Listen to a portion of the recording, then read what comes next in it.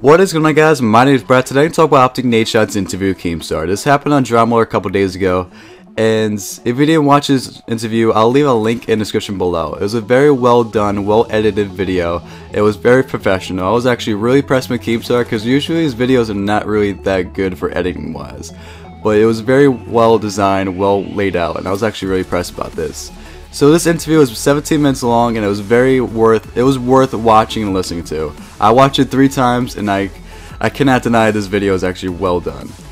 So about this gameplay, it's going to be a Honey Badger Chem Strike on Siege. This is my only Chem Strike on Siege because I don't play this map. It's too big, and only way you can actually get multiple kills at multiple times is spawn trapping at sea. This is the only time this map is actually fun. Even at search and rescue, this map is so bad. It's too big, the spawns are too fucked up, and I refuse to play this map anymore. But this is my only Honey Badger Chem Strike on Siege. Only Chem Strike on Siege. So this is very rare footage for me.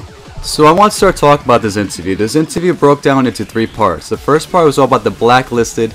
If you didn't know what that meant, it meant the other top 8 teams besides OpTic Gaming made an attempt to blacklist OpTic Gaming, which means they didn't want to scrim OpTic Gaming. And you're probably asking yourself why.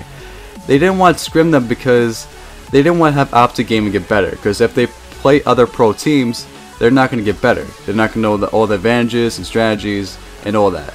And also, they're receiving hate regardless if they win or lose against OpTic Gaming, which it kind of makes sense in a way.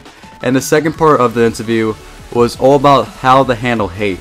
How Complexity and other teams don't handle hate in a professional manner. And the third part was all about Nadeshot, how his struggles and difficulties, what other pro teams are doing right now, how they're doing with it right now.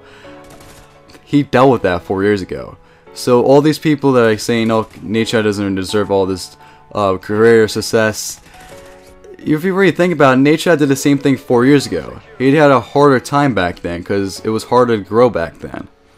So I want to talk about Complexity and OpTic Gaming drama, because if you think about this, Complexity and other teams always constantly bash OpTic Gaming. And it doesn't make any sense because they don't handle their hate, they don't handle their organization as a professional manner.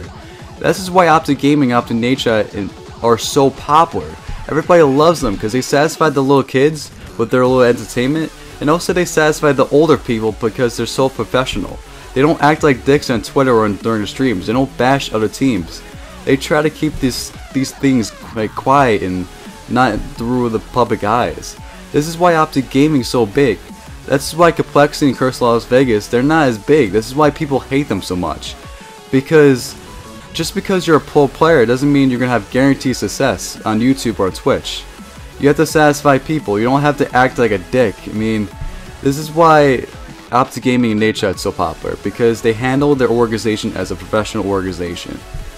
And I could say more towards the subject, but I'll leave some for a later commentary. So if you enjoyed this video, leave a like, pass along this video, it helps me grow, and I'll see you guys in the next one. Peace, guys. Thank you, bye.